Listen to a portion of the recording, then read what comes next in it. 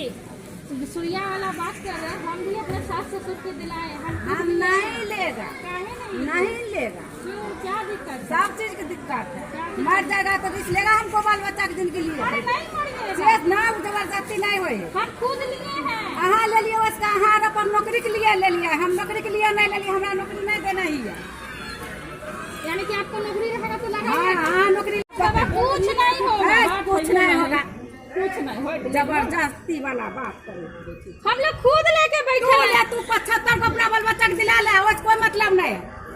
75 को 75 को जब मैंने 75 वो कितने तू दिलवा आना तो ज्यादा बोलबो तो जा पर मार लग जइतो। हमें कह दे छियो ज्यादा बोलबो तो मार लग जइतो से बोल दे छियो। ज्यादा ककरो बहस ज्यादा फालतू नहीं करल।